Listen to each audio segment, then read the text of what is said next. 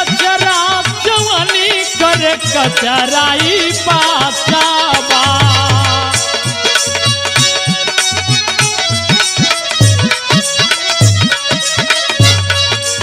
ओढ़ी के अचरा जवानी करे कचराई बाचाबा माई हाली से नहीं हर बोला दे मरा भी अभी बाचाबा माई हाली से नहीं हर बोला दे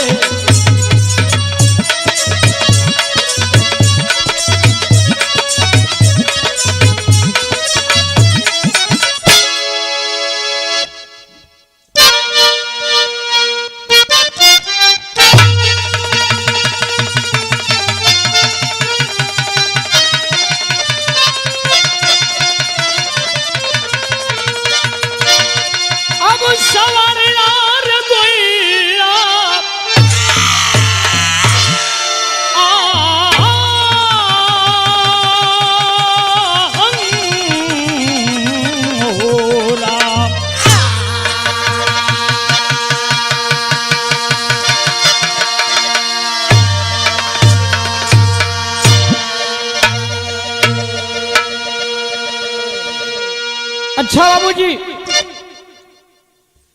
हम गायक कलाकार मुर्खी आगाद से राम निवास यादव पहले वाला कैसेट के बहुत दुलार प्यार दिली। आसाना बद की पूरा विश्वास बा कि नवा कैसेट के भी दुलार प्यार आप लोग देहब जा। रिशान स्टूडियो बक्सर रिकॉर्डिस्ट भाई सोनू मिश्रा जी और वीडियोग्राफी के मालिक अरुण कुमार जी के देख रेख में तथा पूरा पार्टी की ओर से सोनू बालापुर की भाई की सहयोग से सबकर सहयोग से सब शुभचिंतक भाई के सहयोग से कैसेट जा रहा बा। पूरा विश्वास बा कि जरूर आप लोगों के पसंद आई। गाने के अंदर 4 लाइन भूमिका दिल गिल मास्टर जी।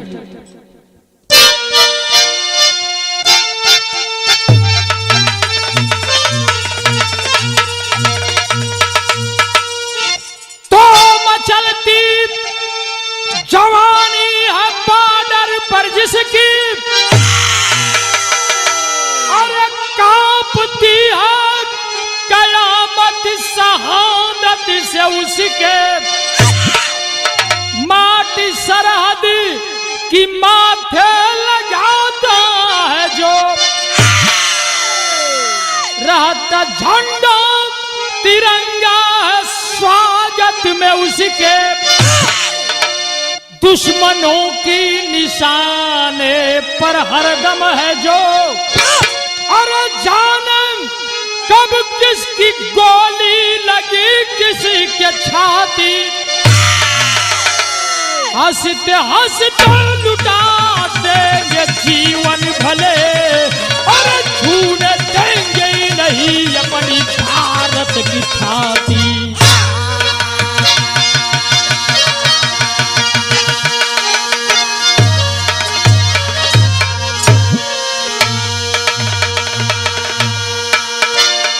हंसते हंसते लुटा देंगे जीवन भले छून देंगे नहीं अपनी भारत की छाती।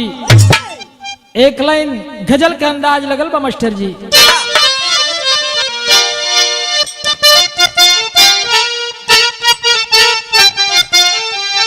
अरे क्या बात है। मैं नागे हुस्न हूँ तुम मेरा एहतराम करो मैं नागे हुस्न हूँ तुम मेरा एहतराम करो और जवानी नाम है मेरा मुझे सलाम करो।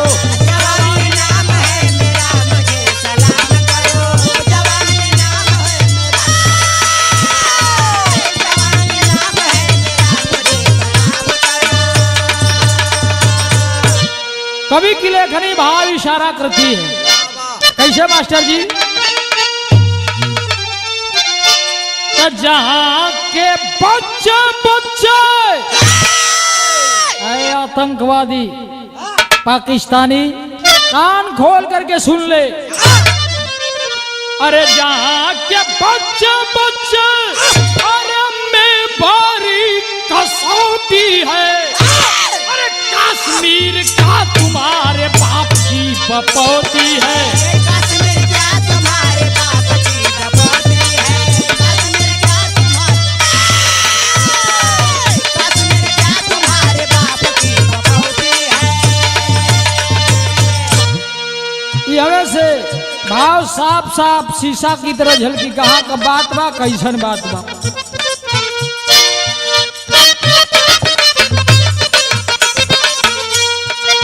चाहते हम नहीं है घर तेरी तमन्ना है। आज भी पढ़ लो ताजा 65 वाला पन्ना है। शर्म बेशर्म से जब दूर भाग जाती है। अरे छिप कर वार करे मौत उसी को आती है। कहाँ का बात बा। प्रांत महाराष्ट्र में जिला औरंगाबाद सही। अरे गांव गोकुल में डग्गा पूर्णिमा का चांद सही। ओ नेक इंसान सरजू यादव एक किसान रहे। अरे रहे दो लाल एक बेटी उनकी ज्ञान रहे। बड़ा बेटा सेना में भर्ती जब संदीप हुआ। बड़ा बेटा सेना में भर्ती जब संदीप हुआ। पूरे परिवार में दीपावली का दीप हुआ।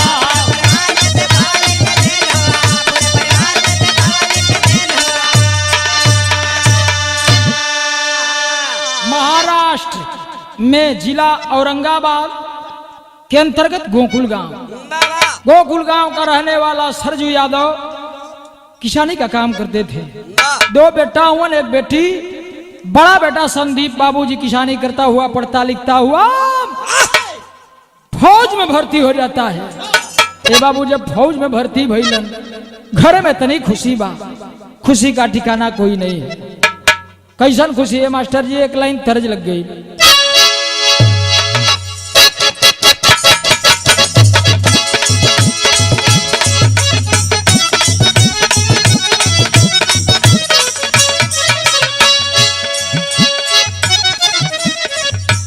एगो सखी अपने दूसरे सखी से दुख गावत दे। ओकर सैया जी कोहनाई गई रहलन। आ जब कोहनाई गई रहलन तो वह दुख रोवत दे कैसे। इतना में हम गलती कैले रहली। का गलती कैले रहली। अरे हो गई गलती अनेर में। हो गई गलती अनेरे में तनिए सा करवट फेरे में।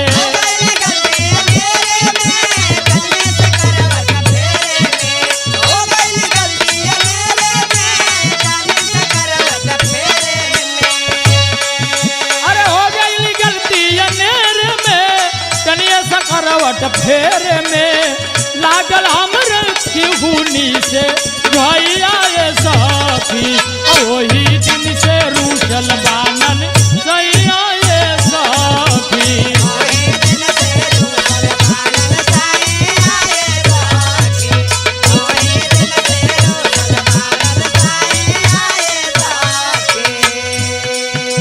कवि जी बड़ा भाव खूबसूरत देत हुन। कैसे लाल। खुशी भइल बाप माई की। खुशी भइल बाबू माई के सबसे खुशी बाटे भाई के।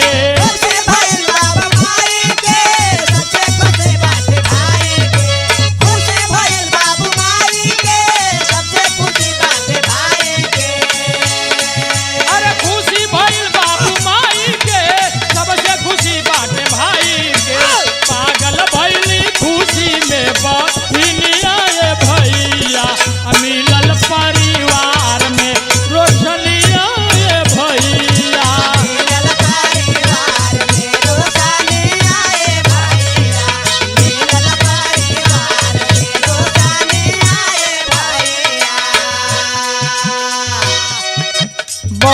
बा, माई खुश बा, भाई खुश बा, सब खुश बा।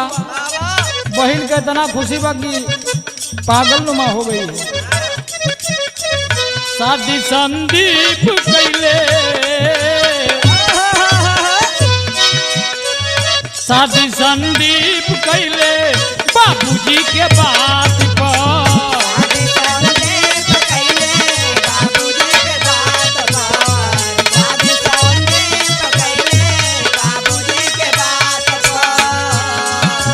अरे खर्चा बड़ी ज्यादा कैले शादी में बारात पर।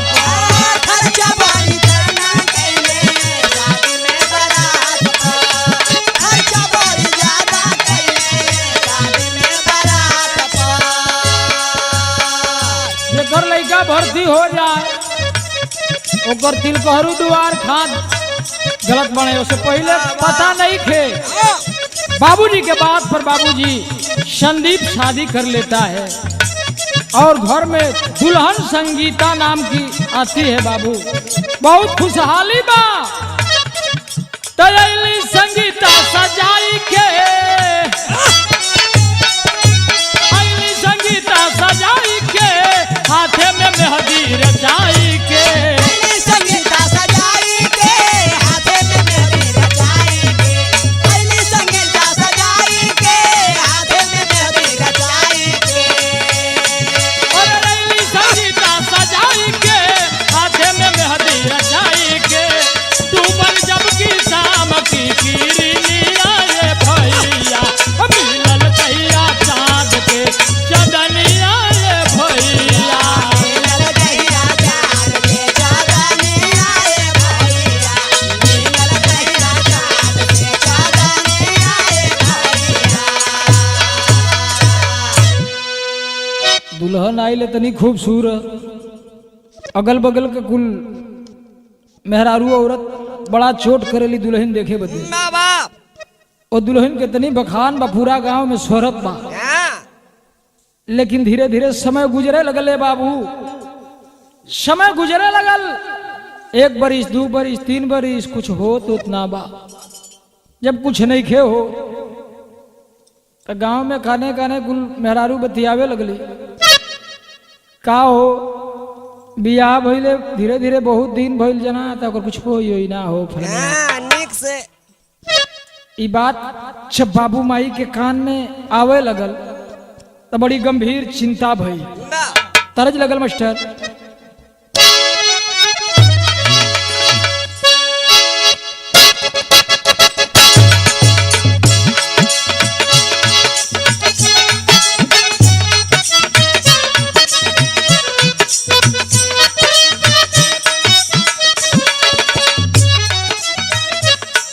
कोनो लड़की का बियाह भइल बा। बियाह के बाद जब अपने मैके जाली तो ओकर सखी पूछेली का हो सखी, का हो सखी, निके निके बीतल बना, कैसे कैसे तोहार सुहाग रात बीतल बतावत दे। जब मैं आई सुहाग वाली रात रे,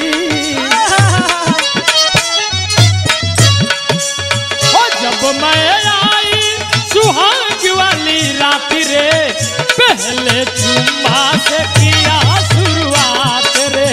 जब मैं आई सुहाग वाली रात रे, पहले चुम्मा से किया शुरुआत रे। जब मैं आई सुहाग वाली रात रे, पहले चुम्मा से किया शुरुआत रे। अरे जब मैं आई सुहाग वाली रात रे, पहले चुम्मा से किया शुरुआत रे। पहले घूंघूटा उठाया, फिर बेड पर सुलाया और कमर में दर्द दिया। अरे रात दिया और रात दिया, बुता के पिया क्या क्या किया रे। रात दिया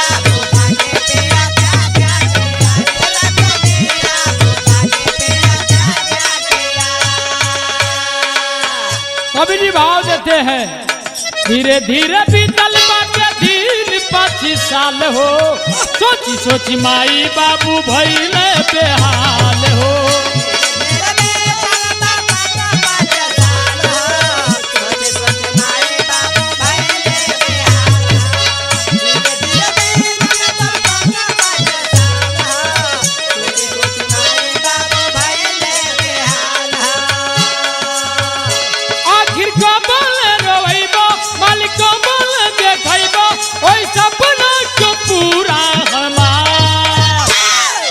आखिर कहिया ले ओ आखिर कहिया ले सुना लागी अंगना हमार। आखिर कहिया ले सुना लागी अंगना हमार। आखिर कहिया ले सुना लागी अंगना हमार। माई बाबू भी सोचत होवन कि आखिर में नाती पोता ना होई गोद ना गुलजार होई कुल खानदान का कैसे दीपक आई। अरे कुछ दिन बाद जन्मल सुंदरी कुमरिया 5 साल के बाद एगो सुंदर लड़की ओ फौजी भाई का होत बा। कुछ दिन बाद जन्मल सुंदरी कुमरिया मोहिनी नाम रख दिहली संगीता गुजरिया।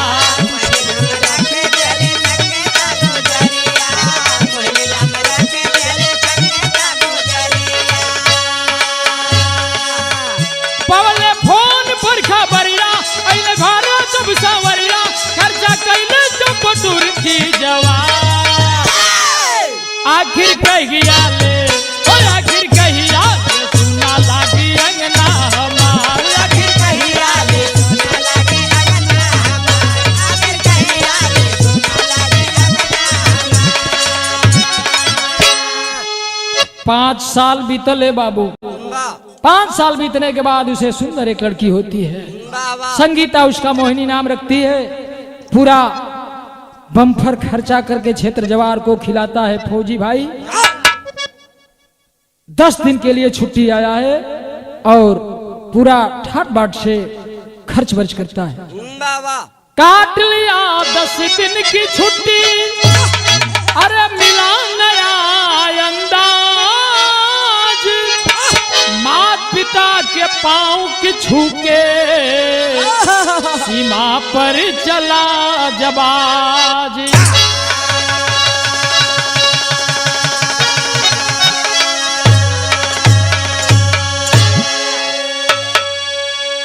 10 दिन छुट्टी बिता करके और माता पिता का आशीर्वाद लेकर के जब जवान ड्यूटी पे चलता है तो उस समय का भाव लगल मास्टर एक लाइन गीत बा।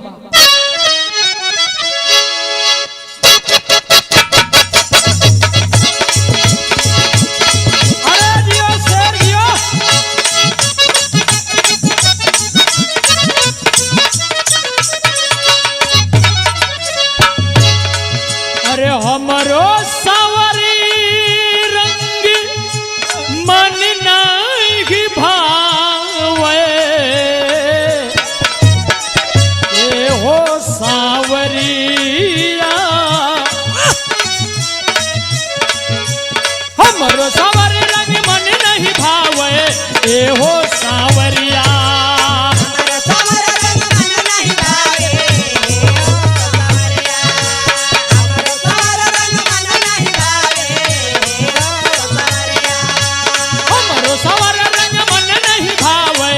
ए हो सांवरिया दिलवा में जगह देवा दिलवा में जगह देवा क्या करी है गोर करिया।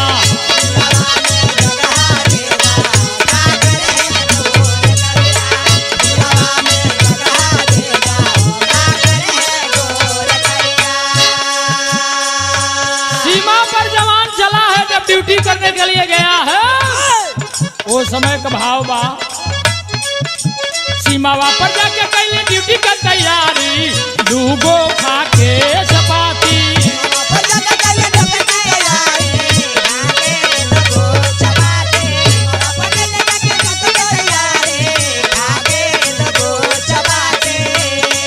और सीमा पर जाके पहले ड्यूटी का तैयारी खा के डूबो चपाती। चोरी चोरी घाटी में घाटी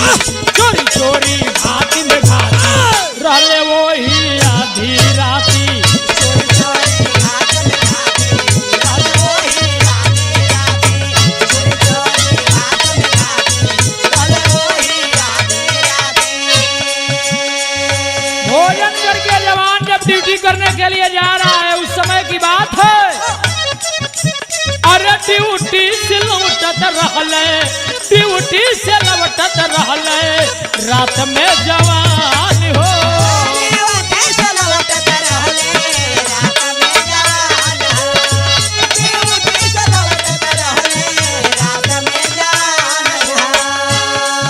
ड्यूटी करके बाबूजी 8 घंटे बिता करके और संदीप और उसके साथ में नायक उस दिन थे कुलदीप, दोनों आ रहे थे। रहले कुलदीप संदीप साथ नायक, लागल बा गोली छाती।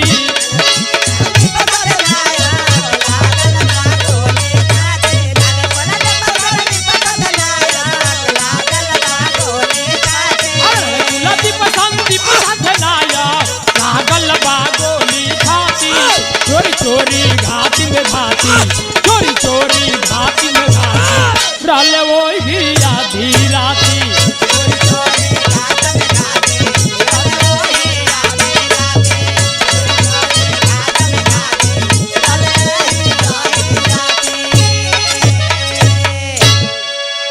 लौट रहे थे झाड़ी में छिपे आतंकवादी, का गिरोह एकाएक तड़ तड़ तड़ तड़ गोलियां चलाना शुरू कर दिया। ये बाबूजी उसमें से एक गोली जा करके नायक कुलदीप सिंह के छाती में लगती है, वहीं धराशायी होकर के बेचारा गिर पड़ा। लेकिन तुरंत पोजीशन ले लेता है संदीप ना फौजी जवान, और पोजीशन लेकर के बाबूजी जब गोली शुरू करने लगे, तड़ तड़ तड़ तड़ 3 लोगों को वहीं पे मार गिरा देता है। कुछ बचल कुचल रहना बाबू, उछलना भाग फरार हो गए। तो एक छिपल बूटी, ए बाबू बुदरी में चनवा हो, टूट के एक तारा गिरल, आधी रात किस मैया, लेके पोजीशन संदीप मरल गोलिया हो। अरे झड़िया में गिरी गई पापी मुदैया, रोवती संदीप भाइया कुछ बोली देता, अरे लेके जाई हम के हमरा गाँव आई भैया। निकलल परान लिखी, अरे ज्वानी अली कैंपवा में, देहल गायल खबर कुली, दीप जी की गैया। संदीप अपने नायक साहब से बोल रहा है कि साहब कुछ बोल दीजिए, कुछ बता दीजिए साहब। दिल के अरमान को कुछ भी नहीं बताए बाबू, वहीं पे दम तोड़ देता है। जवान को गोदी में उठाता है संदीप और लेकर के कैंप में जब जाता है बाबू, सुबह खबर दिया गया उसको और पहुंचाया गया बाबू, तो मन में यही विचार रहा है संदीप। तेरी में भाव लगल मास्टर।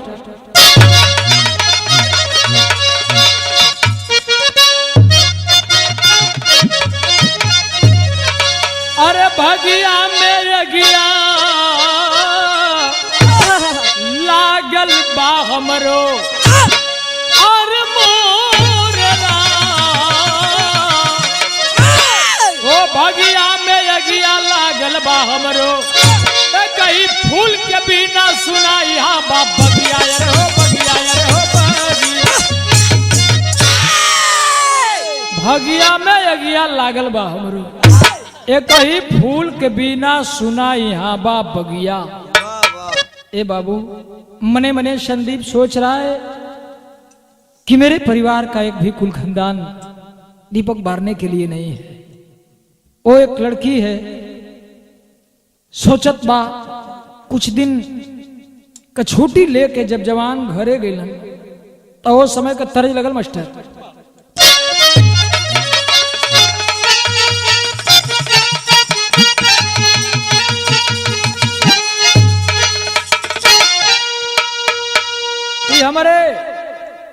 स्वर्गीय सागर बाबू स्टार बिहार, स्वर्गीय सागर बाबू के जमाने का गीत बा लगल मास्टर। अरे पिया पिया परदेसिया नभावनवा,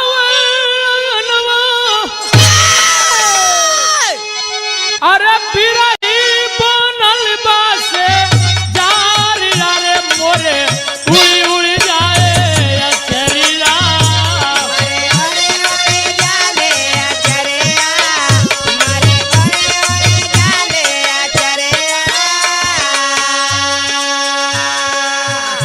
लेकिन भाव कवि जी बड़ा खूबसूरत देखो।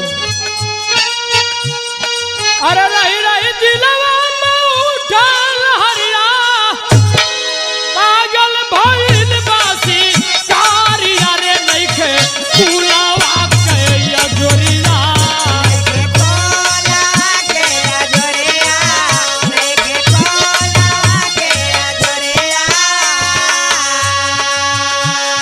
अरे कुछ दिन बाद आयल घरवा जवनवा, कुछ दिन बाद आए घरवा जवना, कुछ दिन बाद आए घरवा जवना।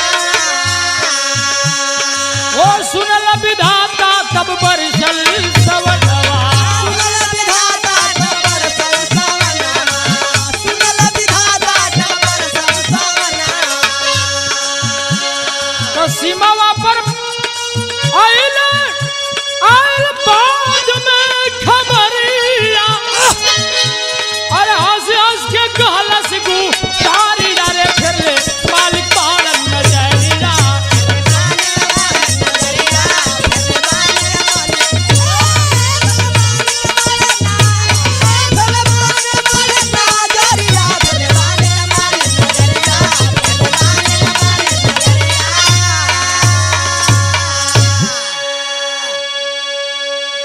घर से खबर जब जात बा फौजी भाई के कि तोहार सुंदर सलोना लड़का भइल बा, बहुत बहुत खुशी भइल।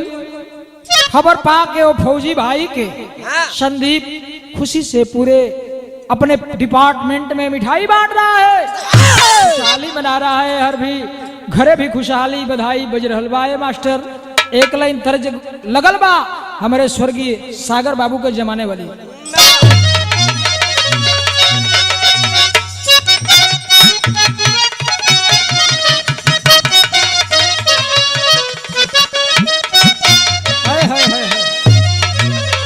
अरे गंगा मई क्यों जीव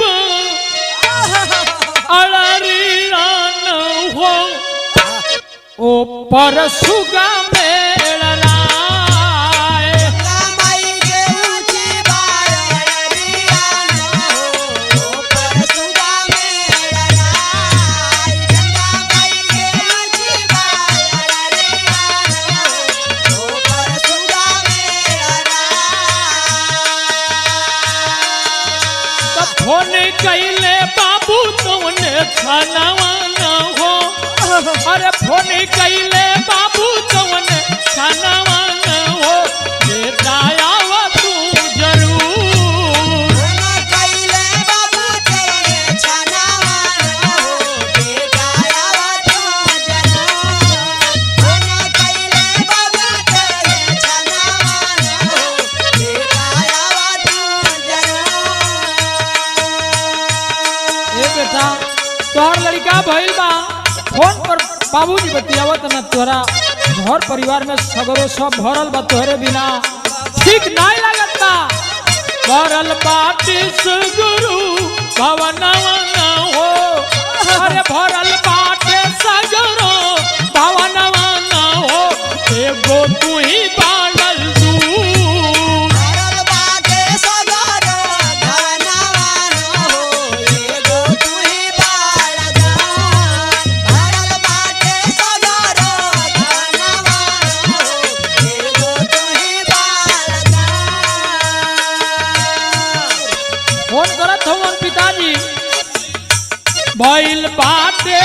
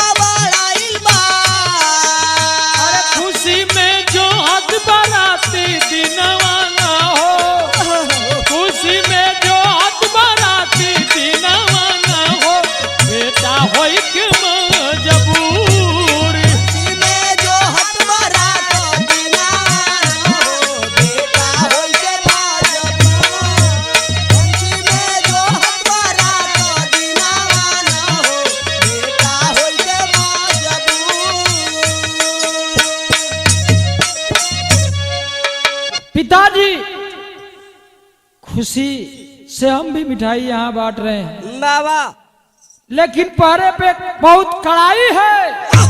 आतंकवादी बहुत रोज रोज गोले बारूद और लड़ाई कर रहे हैं। फोन से इशारा करता है फौजी जवान कि बाबू आवा ऊपर से, अरे बहुत कड़ाई, बाबू यहाँ ऊपर से बहुत कड़ाई, बाबू यहाँ ऊपर से बहुत कड़ाई। दुश्मन से होता रोज रोज अब लड़ाई, दुश्मन से होता रोज रोज लड़ाई, दुश्मन से होता रोज रोज लड़ाई। अरे घरवा से प्यारा बाबा तनवा न हो, घरवा से प्यारा बाबा तनवा न हो, ये है जीवन के दस्तूर। घरवा से प्यारा बाबा तनवा न हो, घरवा से प्यारा बाबा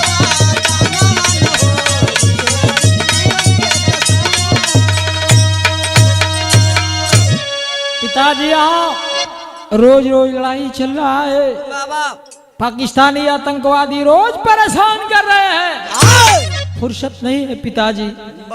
बाबूजी कहते हैं कि तू हरमाई का खोजत खोजत आँख फूल गिल बे बेटा। कहना ये सबसे मेरा प्यारा ये अपना देश और वतन है पिताजी। पहले इसकी सेवा, उसके बाद घर परिवार की सेवा। ए बाबू ड्यूटी शख्सियत वो जवान कर रहा है। धीरे धीरे समय गुजरने लगा, 8 महीना धीरे धीरे साल भर बीते लगे, यहां तक कि वो लड़का के जन्मदिन कऊ दिन ही आ गई। बाबूजी फिर फोन करो तो कि बेटा अब तो जन्मदिन लड़का के मनावे के बाद अब तो आइबा ना भाई लाल जो ना समय बैठा आइबे ना कहिलो घरे मिठाई बटवैला यार, हम घरे में बटवैली। लड़का कहता है फौजी जवान संदीप, पिताजी 2 दिन का ही छुट्टी समय निकाल करके आएंगे, लेकिन जन्मदिन पे जरूर आएंगे। लेकिन वैसे ही बिता लेंगे तो क्या हर्जा है। समझावत बा कैसे, एक लाइन तर्ज बा मास्टर।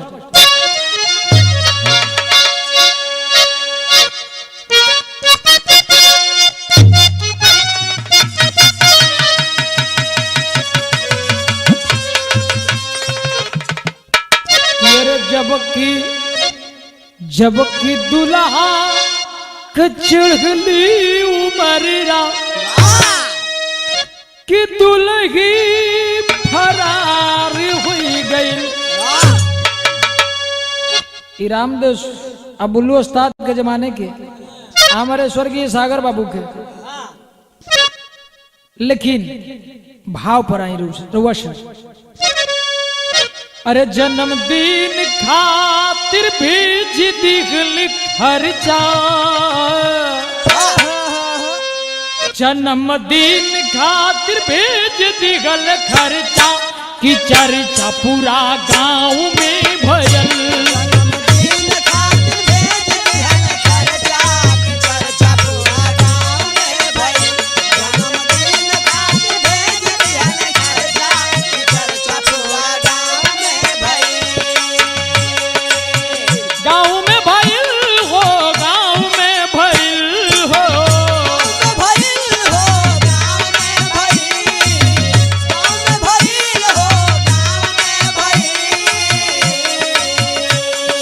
हमरा भी नऊ हम का बाहर जा, सोच हमरा भी नऊ हम का बाहर जा कि चर्चा पूरा गांव में भयल।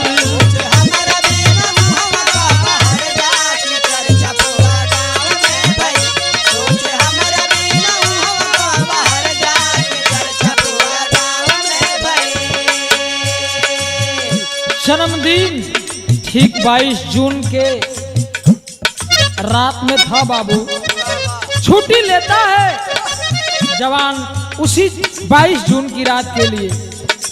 अरे निकले के रखले 22 जून वाली रात में,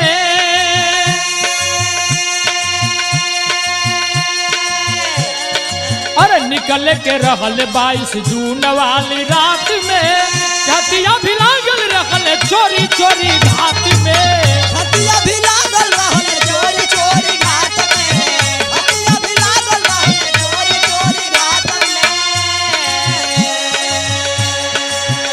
काटल चाहे पाप जिंदगी का पर्चा, काटल चाहे पाप जिंदगी का पर्चा, की चर्चा पूरा गांव में भयल, चाहे पाप जिंदगी के पर्चा की चर्चा पूरा गांव में भइल, चाहे पाप जिंदगी के पर्चा की चर्चा पूरा गांव में भइल। खर्चा के लिए अपने पिताजी को पैसा लगा देता है, पूरा व्यवस्था जो है केक वगैरह मिठाई वगैरह सब का व्यवस्था कीजिए पिताजी, हम ठीक 22 जून को आ जा रहे हैं। ए बाबूजी 22 जून को जब वो अपना सूटकेस लेकर के निकलता है, संदीप निकलता है बाबू, तब तक उसी रास्ते में आतंकवादी छिपे थे। देखले 11 बजे, देखले 11 बजे दुश्मन की टोली, अरे देखले 11 बजे दुश्मन की टोली, अरे तबले ललकार के उतार दिहले गोली, तबला ललकार के उमार दिहल गोली, तबला ललकार के उमार दिहल गोली। भारत माता के झुकाई आज कर जा, भारत माता के झुकाई आज कर जा, की चर्चा पूरा गांव में भयल, माता के झुकाई बाज कर जा की चर्चा पूरा गांव में भइल, भारत माता के झुकाई बाज कर जा की चर्चा पूरा गांव में भइल। पूरा जैसे जैसे पिताजी को संदेश दिया है संदीप फौजी, उसी प्रकार से बाबूजी पूरा व्यवस्था जो है जन्मदिन के पोते के जन्मदिन का पूरा व्यवस्थित रूप से मिठाई वगैरह सब कुछ बनवाते हैं। हित नात रिश्तेदार सभी लोग उनके जन्मदिन पे जुटे थे बाबू। इंतजार था कि मुन्ना के पिताजी फौजी संदीप आएंगे और उनको उनके लिए केक को काटेंगे। ए बाबूजी लोगन इंतजार करत हुवन हो, समय बीतता जा रहा है, इंतजार की घड़ी, तब तक 2-3 गाड़ियां दिखाई देती है। लोग उल्लासित हर्षित होने लगे कि मुन्ना के बबुआ के पिताजी पापा आवत हैं, केक कटी हैं। ए बाबू धीरे धीरे जब गाड़ी समीप आई, खड़ी होती है और उसमें से कुछ फौजी के जवान उतरते हैं। क्यों ना हालात में तिरंगे में लपेटी हुई लाश को जब निकालते हैं बाबू, खुशी खुशी का माहौल गमगीन बन गया। क्रंदन रुलाई की आवाज आने लगी। कुछ देर के बाद रोवत और बेहोश हालत में जब फौजी की पत्नी सामने आती है, तो एक ठे बात कहले बे बाबूजी। क्या कहले बे?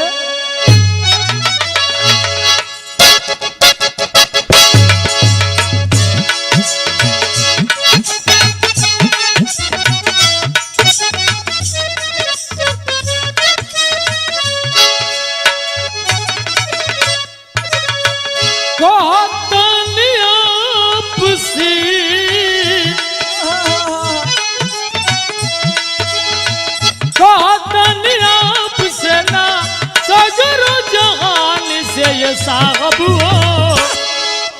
पल भर मिला का हमारा चाल से, पाल भर मिलागा हमरा चाल से, पाल भर मिलागा हमरा चाल से। काटे इनके जगादा बेटा के मिठाई अपने हाथी से खिलादा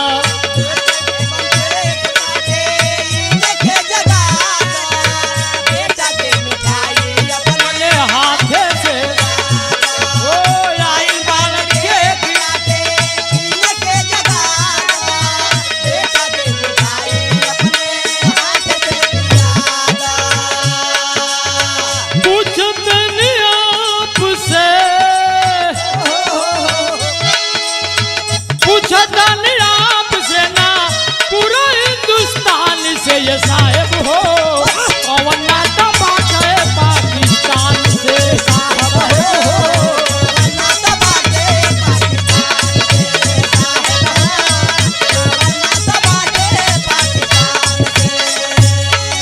से। लाश को उतार करके फौजी सैल्यूट मार रहे हैं। क्रंदन और रुआई ही रुआई, पूरा खुशहाली गमगीन। पॉपट में भाव लगल मास्टर।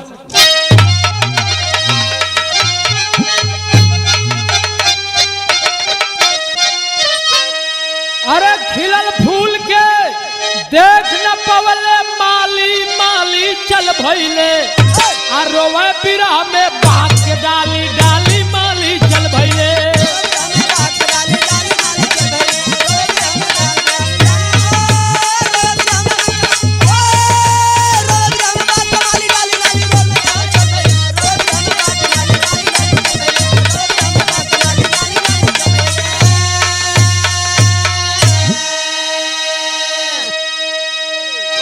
एक साल का वो बेटा और 3 साल की बेटी मोहिनी, क्या जानेंगे उस घटना के बारे में। 1 साल का बेटा शिवेंद्र जानी का ये घटना के, 3 साल का बेटी मोहिनी देखी का आज के सपना के। अरे गोद में लेके बाबा रोवे नाती माली चल भई।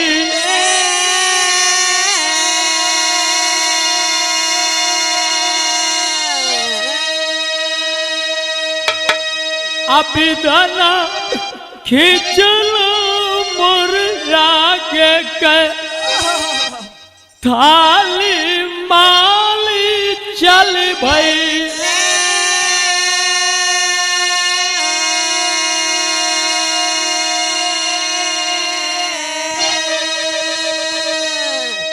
गोद में लेकर के अपने पोते को दादाजी रो रहे।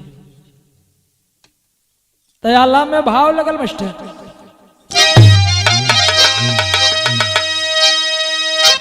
विधि के विधान की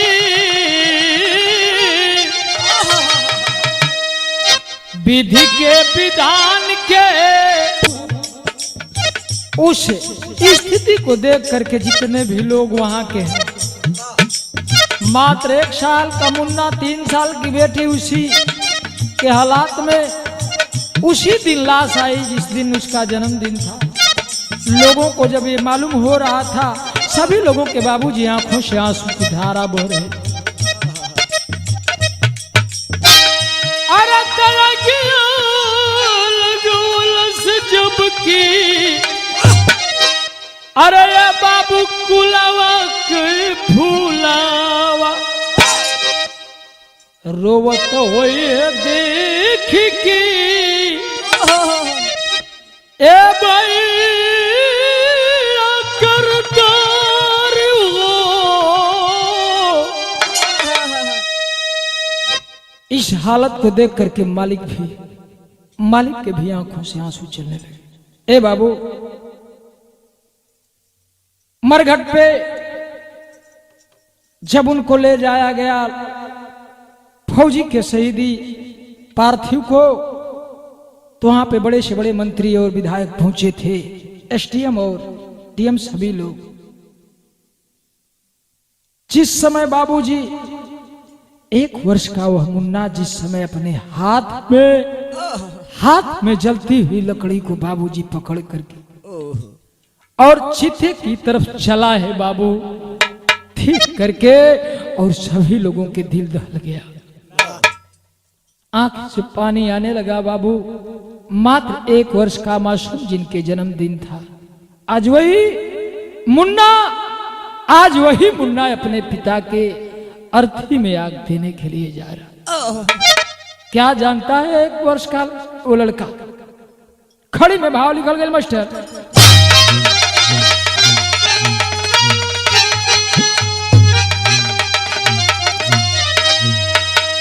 अरे जबल जियब तबल पूजब द्वारा तस्वीर,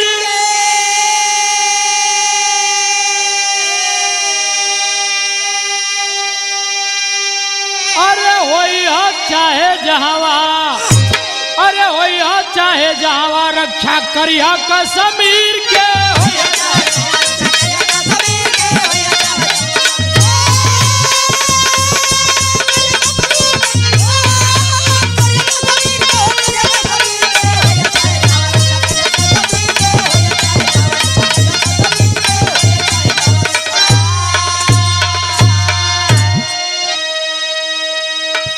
की औरत कहती है, अरे सही अपन बेटा वही लायक बनाई, होई चाहे जैसे ये के भर्ती कराई।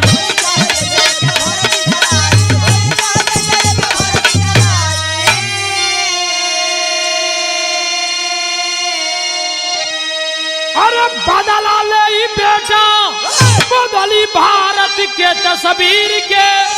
अरे होई चाहे जहावा, अरे होई चाहे जहावा, रक्षा करिया कश्मीर के।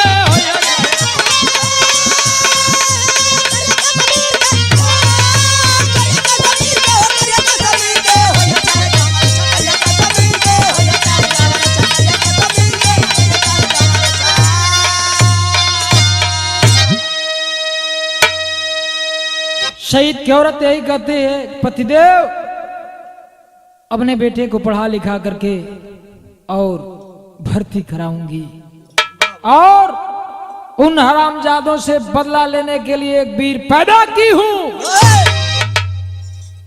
ऐलान करती है कि अरे पाकिस्तान, पापी पाकिस्तान बाटे ये तने ऐलान हो, अरे दीन में के काहे नहीं खेला बेईमान।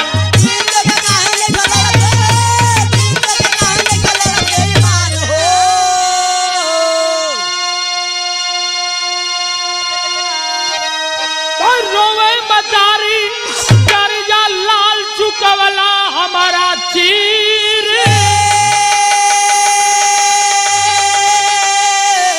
अरे होई चाहे जहावा, अरे होई चाहे जहावा, रक्षा करिया कश्मीर के। होई चाहे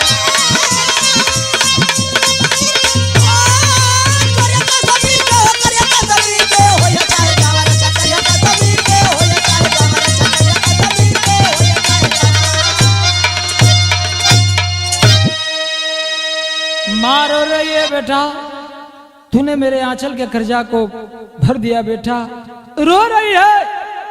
छा भी होना बेटे, कश्मीर का रक्षा करते रहना। अंतिम में कहना अम्बा, गुरु बिहारी गुरुलेश गुरु रामलाल मुर्बा।